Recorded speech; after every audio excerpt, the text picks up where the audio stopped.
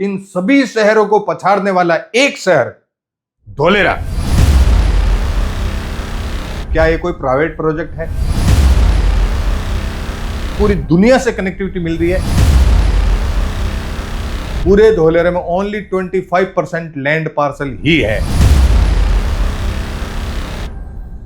साथियों नमस्कार, आज हम लेके आए हैं complete study on Dholera. Dholera के ऊपर हम कंप्लीट रूप से डॉक्यूमेंट्री के साथ में बातचीत करने वाला है। कैसे धोलेरा की उत्पत्ति हुई, कहां से ये विजन बना, किसने ये विजन देखा और आज धोलेरा का रूप क्या बन चुका है। धोलेरा स्मार्ट सिटी जो कि भारत की पहली green field industrial smart city बन रही है। अगर बात की जाए साइज के हिसाब से तो बोला जाता है कि विश्व की सबसे बड़ी सिटी बनने जा रही है। तो हम उस धोलेरा पे बात कर रहे हैं कि धोलेरा की शुरुआत कहां से हुई। हमारे देश के पूर्व प्रधानमंत्री श्रीमान मनमोहन सिंह जी ने एक सपना देखा था कि हमारे भारत में भी चाइना की तर्ज पे कुछ इंडस्ट्रियल सिटी बनने चाहिए। जिस समय कांग्रेस की सरकार थी और प्रधानमंत्री जी थे मनमोहन सिंह जी, उस समय एक विजन देकर उस विजन को हर स्टेट गवर्नमेंट के सामने उन्होंने रखा और उनके विजन को देखते हुए स्टेट गवर्नमेंट यानी कि अभी जब हम जिस स्टेट की हम चर्चा कर रहे हैं वो है गुजरात, और यहां के सीएम थे मिस्टर नरेंद्र मोदी जी जो कि आज के प्रधानमंत्री हैं अपने देश के। उन्होंने तुरंत प्रभाव से ये प्रपोजल स्वीकार किया और धोलेरा नामक तहसील, जिसको गुजरात में तालुका बोलते हैं, इंग्लिश में सब डिस्ट्रिक्ट बोलते हैं और हम हिंदी में तहसील बोलते हैं, इस तहसील को चुना और ये लैंड प्रपोजल सेंट्रल गवर्नमेंट के सामने रखा।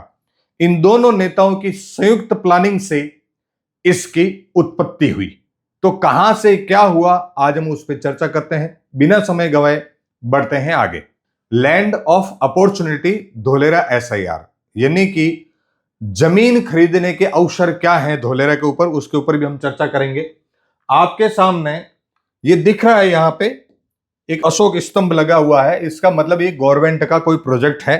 बहुत सारे लोगों के कमेंट ये भी आए थे कि क्या ये कोई प्राइवेट प्रोजेक्ट है, किसी डेवलपर का प्रोजेक्ट है। तो मैं आपको बता देता हूं, कोई भी डेवलपर का प्रोजेक्ट नहीं है, ये गवर्नमेंट का प्रोजेक्ट है। जहां पे नीचे लिखा दिख रहा है आपको धोलेरा स्पेशल इन्वेस्टमेंट रीजन, जगह जगह पे आपने सुना होगा धोलेरा सर बोला जाता है। तो धोलेरा सर क्यों बोला जाता है? सर मतलब स्पेशल इन्वेस्टमेंट रीजन। जिस समय प्रधानमंत्री जी मनमोहन सिंह जी ने डिसीजन लिया तो एक एक्ट बनाया था यहाँ पे, उस एक्ट का नाम है SIR एक्ट 2009। आप गूगल करके देख सकते हैं। तो वो एक्ट जब यहाँ पे लगा तो वो SIR स्पेशल इन्वेस्टमेंट रीजन हो गया। नीचे जो आप देख रहे हैं ये धोलेरा का ऑफिशियल लोगो है और यहां पे जो इमेज आपको दिखाई दे रही है जिसमें एक रिवर है, ये आर्टिफिशियल रिवर है। दुनिया में नदियां सूखती जा रही है लेकिन एक ऐसा शहर बन रहा है जहां पे नदियां बनाई जा रही है।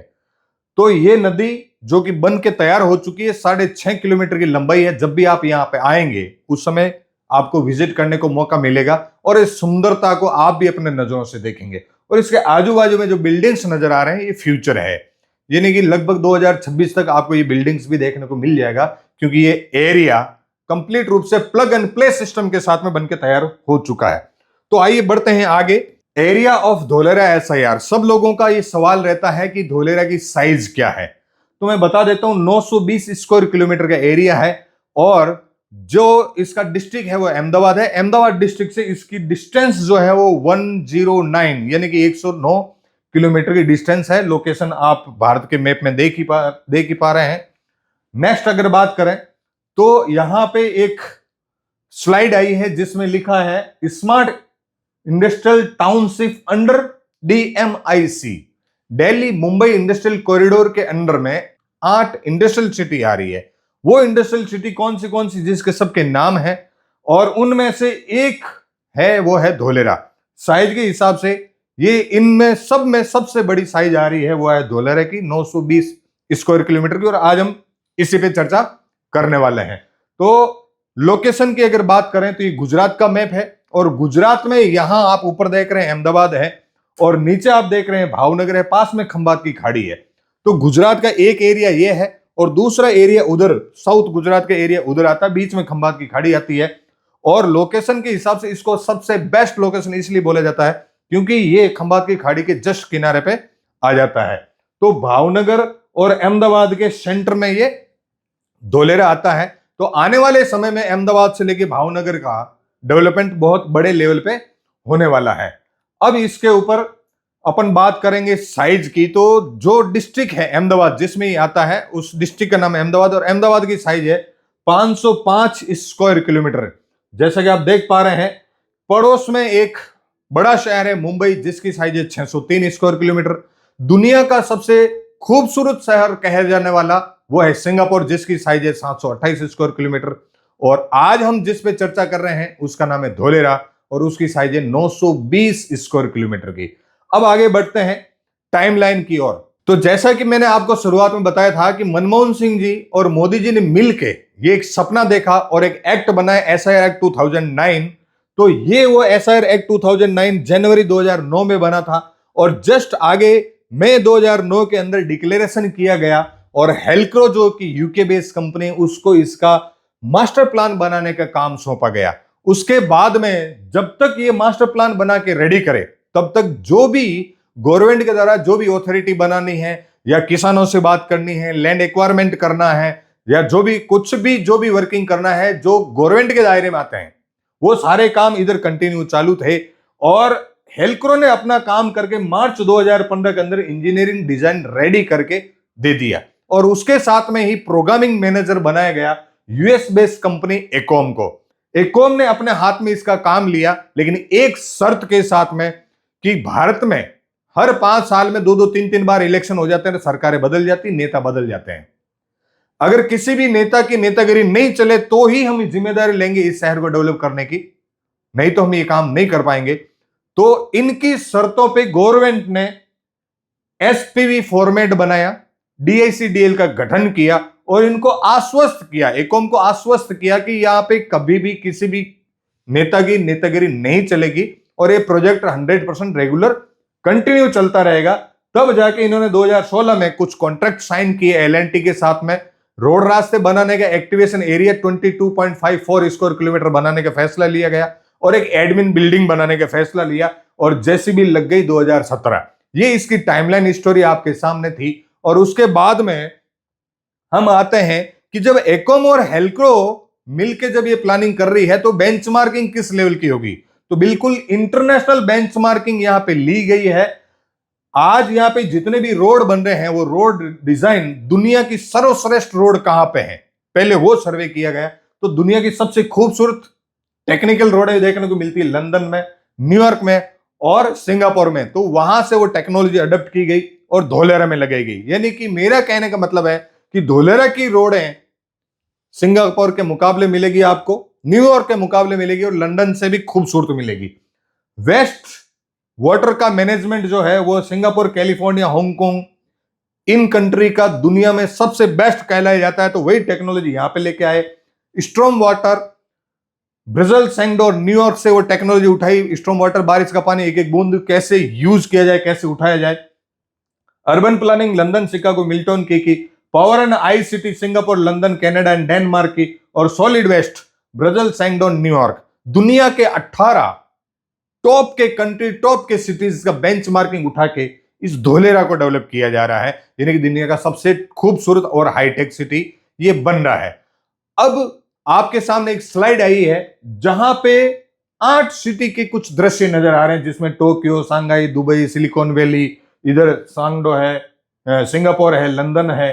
तो ये वो सिटी है जहां पे पूरी दुनिया के लोग, विशेष तौर पे अगर हम भारत की बात करें तो भारत के लाखों लोग हर महीने घूमने को जाते हैं और खींच के लेके आते हैं एक सेल्फी, क्योंकि भारत में इनके मुकाबले अभी कोई शहर है नहीं।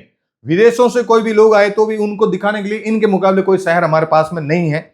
ये हमारी एक कमी रही है। लेकिन अब बड़े सौभाग्य की बात है, इन सभी शहरों को पछाड़ने वाला एक शहर धोलेरा आपके बीच में ये तैयार हो रहा है। तो बहुत बड़ी प्लानिंग है। इन 8 सिटी को पछाड़ के आगे निकल जाएगा। तो वर्ल्ड क्लास इंफ्रास्ट्रक्चर यहां पे बनाया जा रहा है।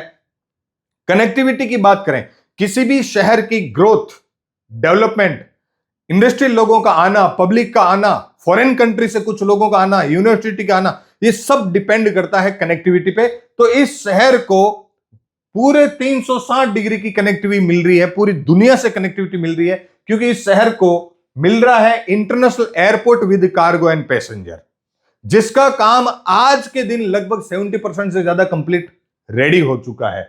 जून जुलाई 2025 यानी कि ठीक आज से 2 महीने बाद में उस रनवे का टेस्टिंग भी, कार्गो रनवे का टेस्टिंग भी निर्धारित हो चुका है। उसके बाद में बात करते हैं डेडिकेटेड फ्रंट कॉरिडोर का। तो डेडिकेटेड फ्रंट कॉरिडोर भी बनके रेडी है, भीमनाथ जंक्शन तक रेलवे लाइन पहुंची हुई है और भीमनाथ से धोलेरा के लिए टेंडर हो चुका है और वर्किंग भी स्टार्ट हो चुकी है। 250 मीटर का एक्सप्रेस हाईवे इसको धोलेरा को मिला है, अहमदाबाद से धोलेरा 250 मीटर का एक्सप्रेस हाईवे मिला है, जिसका काम 96% कंप्लीट हो चुका है। मेरे पिछले वीडियो में आपने देखा है मात्र 3 जगह से कनेक्टिविटी बाकी है, जो बहुत जल्दी कंप्लीट हो जाएगी और जून जुलाई में ये भी कनेक्ट हो जाएगा। उसके साथ में Ahmedabad Dholera mono and metro rail connectivity express highway complete होने के बाद में ही जस्ट आगे आपको इसका भी काम देखने को मिल जाएगा और सी पोर्ट की कनेक्टिविटी भावनगर से इसको मिल रही है, यानी कि चारों तरफ से पूरी दुनिया से कनेक्ट सिटी बन रहा है। कनेक्टिविटी के मामले में दुनिया का सबसे हाईटेक सिटी बन रहा है ये।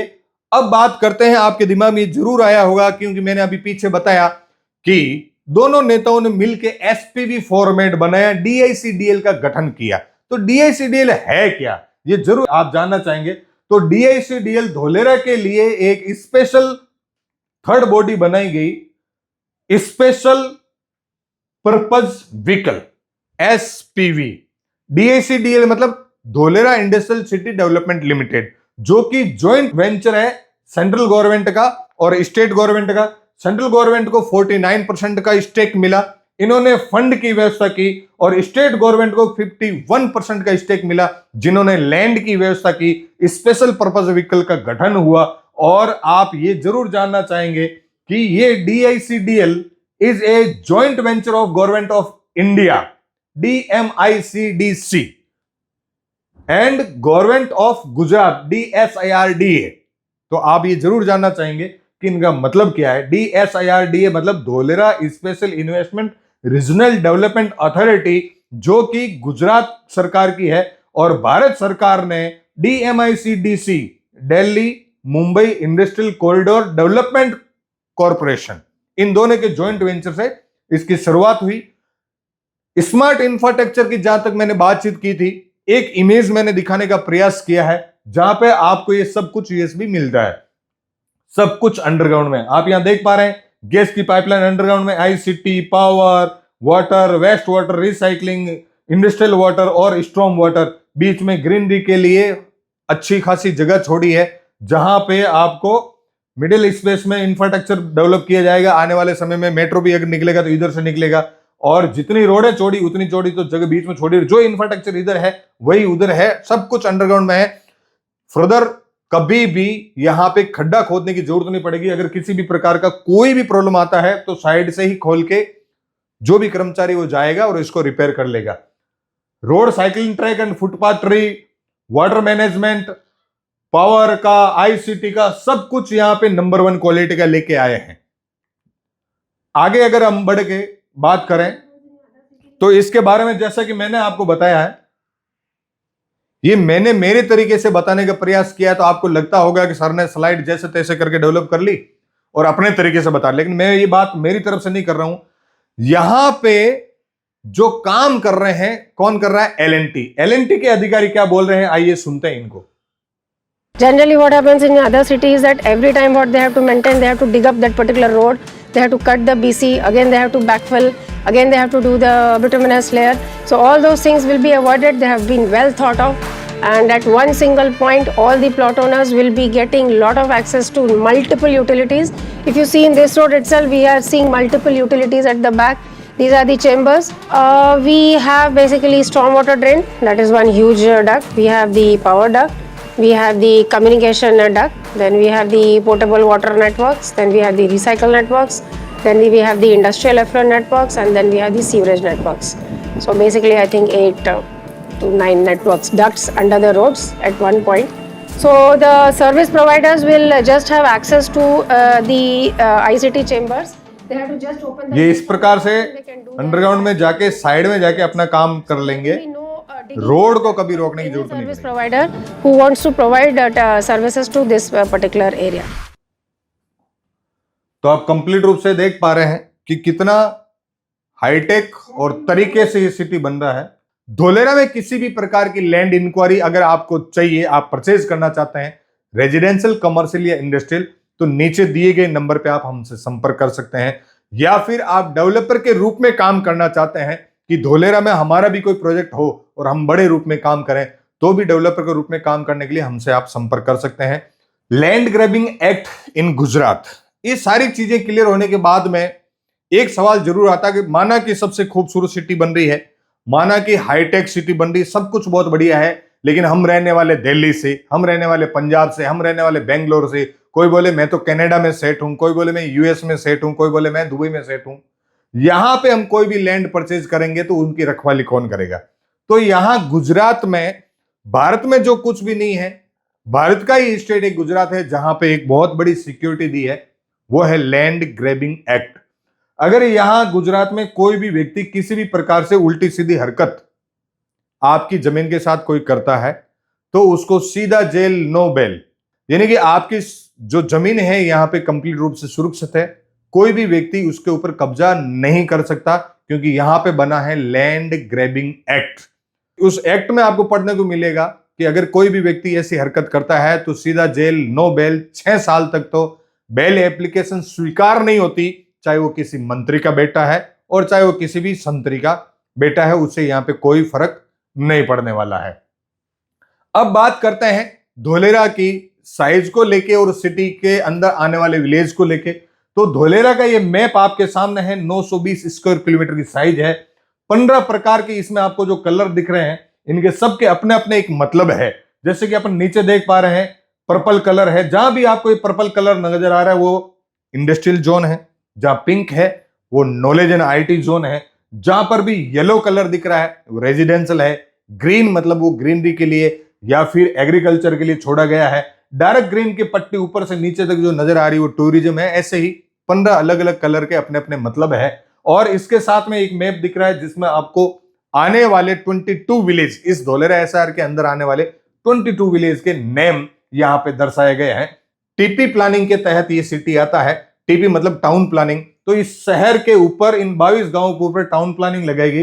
टाउन प्लानिंग 1, 2, 3, 4, 5 एंड 6, जिनके अलग अलग कलर नजर आ रहे हैं और साइज भी यहां पे लिखी हुई है। 920 में से 422 स्क्वायर किलोमीटर के एरिया पे ये टीपी मैप लगा, यानी कि डेवलपमेंट होगा 422 का, और इन 6 टीपी को 27 टीपी में कन्वर्ट किया गया। और दुनिया देखे कि ये किस लेवल का और कितनी खूबसूरती के साथ, कितना टेक्निकल के साथ में ये सिटी बन रहा है, उसके लिए एक सैंपल एरिया डेवलप किया गया, जिस एरिया का टीपी में मैप में अगर देखा जाए तो टीपी 2A एंड 4A। और एरिया के साइज की अगर बात करें तो फर्स्ट जो सिलेक्ट किया गया 22.54 स्क्वायर किलोमीटर एरिया चुना गया।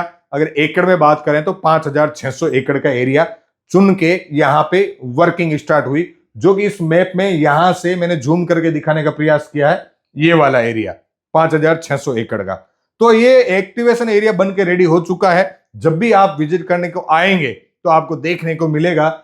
एक समय था जब यहां पे टेंडर हुए, उस समय ये था, 2016 का सीन ये है। आज का सीन ऐसा है, जब भी आज आप घूमने को देखने को आएंगे तो आज की कंडीशन ये है 2024-25 की, और आने वाला समय 2026 आपको ऐसा देखने को मिल जाएगा। इतना स्पीड में यहां पे ये काम चल रहा है। अब आपके जहन में एक सवाल जरूर होगा कि इतना बड़ा प्रोजेक्ट है तो ये लैंड कोई ऐसे तो नहीं पड़ी थी, कोई न कोई तो इसका ओनर होगा। यस, आपका क्वेश्चन बहुत सही है, इसके ओनर थे और ओनर आज भी है। लगभग इस एरिया में 50% लैंड जो थी वो गवर्नमेंट की पहले से ही थी, 50% किसानों के पास थी। कई किसानों को तो पता ही नहीं था कि हमारी जमीन है भी कि नहीं, क्योंकि यहां से कुछ लोग प्लान करके जा चुके। लेकिन गवर्नमेंट ने सब लोगों को न्यूज पहुंचाई और बताया कि हम इस प्रकार का प्लानिंग कर रहे हैं, और यहां पे एक एक्ट लेके आए जिसको लैंड पुलिंग एक्ट बोलते हैं। भू एकत्रीकरण यहां पे लगाया गया और किसानों से जमीन ली गई। मोटा मोटी मैं जो आपसे बात करने वाला हूं वो ये है, 50% गवर्नमेंट के पास थी, 50% किसानों के पास। किसानों से 50% गवर्नमेंट ने पूरा इंफ्रास्ट्रक्चर बनाने के लिए रखी और 50% किसानों को वापस लौटा दी गई। यानी कि आप और हम लोगों के परचेज करने के लिए पूरे धोलेरा में ओनली 25% लैंड पार्सल ही है। तो जितना जल्दी हो उतना जल्दी आप इसको परचेज करने की प्लानिंग कराएं, नहीं तो ये मौका अपने हाथ से निकलने वाला है। अब जो मैंने बात बोली वो मैं नहीं बोल रहा हूं, बल्कि गवर्नमेंट के ऑफिसर के मुंह से भी आप थोड़ा सा सुन लीजिए कि ये क्या बोल रहे हैं। टाउन प्लानिंग स्कीम के तहत हम लोग क्या करते हैं कि वहाँ के जो लैंड ओनर है उनके पास की 50% लैंड हम धोलेरा एसआर के नाम होती है और 50% लैंड सभी जो स्टेक होल्डर है यानी कि जो लैंड ओनर है उसके पास रहती है। तो उसमें सभी का फायदा होता है। लैंड ओनर अपनी जो बची हुई जमीन है उसमें किसी इंडस्ट्रीज को भी वो बेच सकता है या अपने आप कुछ इंडस्ट्रीज करना चाहे तो वो भी कर सकता है। तो अभी आपने सुना गवर्नमेंट के ऑफिसर के द्वारा कि ये किस प्रकार से यहाँ पे भू एकत्रीकरण का सिस्टम लेके आए। अब चलते हैं आगे। जैसा कि आपको भी वीडियो में सुना, मैं आपको प्रैक्टिकल में बता देता हूं। ये किसी किसान की जमीन धोलेरा तालुका में भीमतलाव गांव 85 नंबर पुराना मैप है। इनको नया मास्टर प्लान जो बन के आया वो इस प्रकार से आया। तो ये खेत इस प्लान में आ गया तो 50% लैंड गवर्नमेंट के पास चली गई और 50% किसान को वापस जो लौटाई वो सर्वे नंबर बदल के क्या बन गए, 85 वाले को न्यू सर्वे नंबर दिया, वो दिया 1788 ये वाला। तो पुराना खेत कहां है, ये नया खेत कहां मिल रहा है, यहां पे। पुराना खेत का आकार कैसा है लेकिन नए खेत का आकार कैसा है, तो इससे पुरानी जमीन जिसकी भाव का अगर बात करें, रेट की अगर बात करें, पैसे की अगर बात करें, तो कोई व्यक्ति इसको 5,000 से 50,000 रुपए बीघा में खरीदने को तैयार नहीं था। लेकिन जैसे ये प्लानिंग आ गया तो इसी जमीन की रेट हो गई 5 लाख से 50 लाख रुपए बीघा की। तो ये फायदा मिला किसान को इस प्लानिंग की वजह से। और ये मैंने एक एग्जांपल बताया, उसी प्रकार से आप इंडस्ट्रियल जोन को भी समझ सकते हैं कि ये एक नंबर था 121 जिसको नया नंबर मिला 459। पुराना नक्शा ये है और नया नक्शा ये, पुराना नक्शा ये हो गया, नया नक्शा ये हो गया। इसी प्रकार से एक एग्जांपल और देख लीजिए रेजिडेंशियल का। पुराना नक्शा 325 नंबर है, नया मैप ये डिजाइन करके आया, 325 नंबर यहां पे आ रहा है, लेकिन इसको नया नंबर जो मिला वो मिला ये वाला 214 नंबर। तो इस प्रकार से हर एक किसान के साथ में ये प्लानिंग की गई। और यहां पे किसी भी देश में हम रहने वाले हैं या किसी भी स्टेट में रहने वाले हैं, लेकिन गुजरात में लैंड परचेज करना और उसका दस्तावेज बनाना बहुत आसान है, क्योंकि घर बैठे रजिस्ट्री होती है। बार बार यहां पे रजिस्ट्री के लिए चक्कर काटने की जरूरत नहीं है। और ये बात मैं नहीं बोल रहा हूं, यहां की सरकार स्वयं बोल रही है कि ये कैसे दस्तावेज होते हैं। डिजिटल गवर्नेंस नो पायो नाख्यो हतो। नागरिकों को योजनाओं के लाभ के लिए, दस्तावेजों के लिए सरकार के पास फिजिकल रूप में आने की जरूरत नहीं होगी। एमना आज विजन ने जन तो इसमें यहां डॉक्यूमेंट करवाने के लिए अपने को यहां चक्कर काटने की बिल्कुल ही जरूरत नहीं है।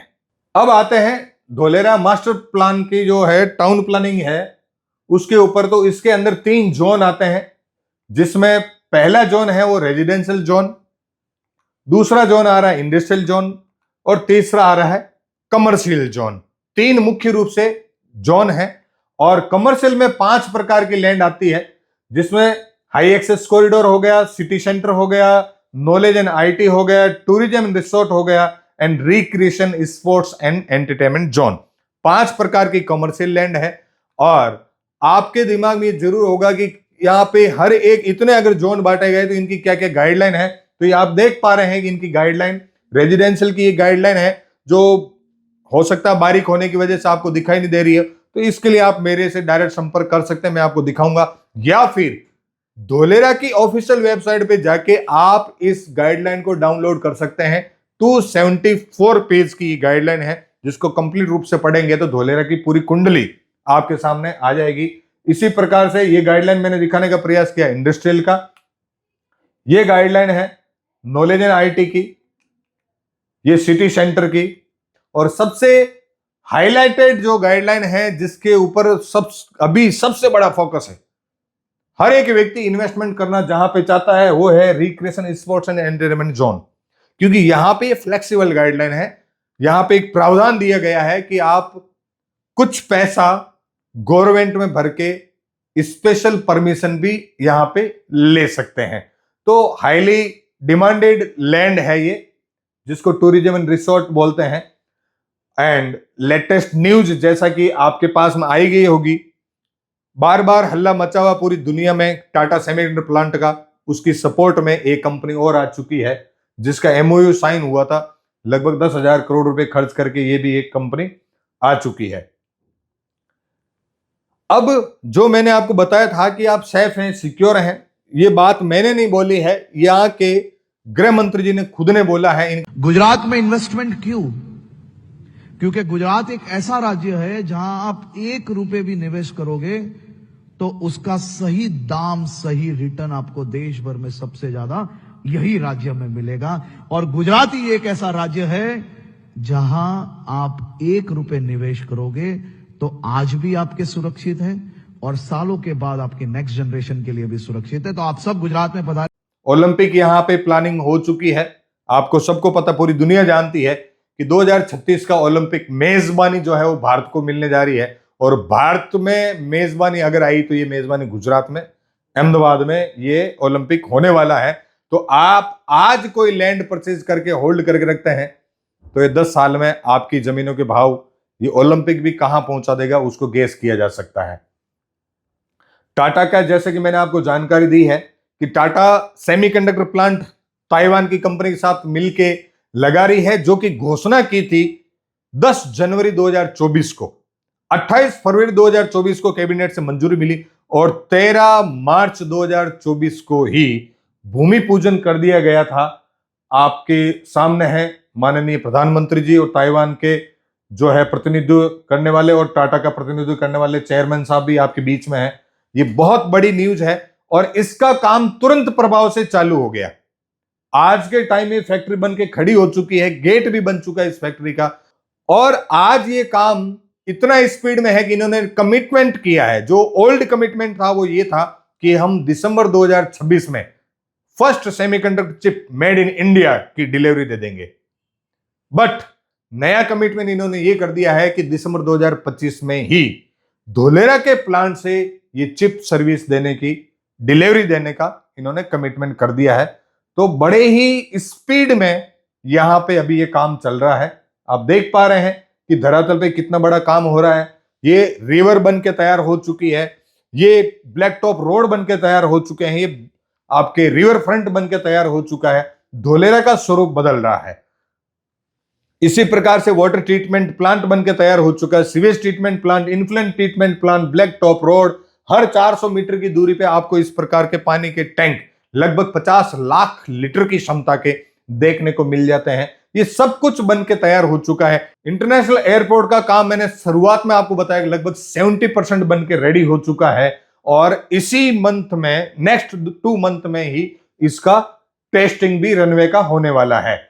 ये इस प्रकार के इस शहर के बीचों बीच से करीबन 7 से 8 जंक्शन बन रहे हैं बड़ी खूबसूरती के साथ, जो बन के आज के टाइम में रेडी हो चुके हैं। इनको भी आप आएंगे तो इन नजारों का आप मजा लेंगे, देखेंगे। और सेमीकंडक्टर को लेके कितनी न्यूज बाजार में चल रही है ये सब कुछ आपके सामने है। मैंने आज के इस प्रोग्राम में प्रयास किया है, आज के इस वीडियो में प्रयास किया है कि मोटा मोटी आप धोलेरा को जान पाए कि किस तरीके से इसकी उत्पत्ति हुई और किस तरीके से आगे बढ़ा और आज कितनी स्पीड में यहां पे काम चल रहा है। ये एक छोटा सा प्रयास, एक छोटा सा वीडियो आपके लिए, ताकि आप धोलेरा को जान पाएं। धोलेरा के अंदर किसी भी प्रकार की रेजिडेंशियल, कमर्शियल या इंडस्ट्रियल लैंड इंक्वायरी के लिए आप नीचे दिए गए नंबर पे संपर्क कर सकते हैं।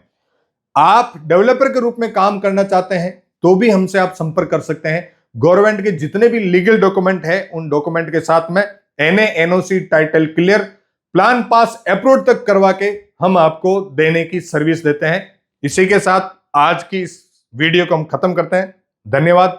जय हिंद, जय भारत।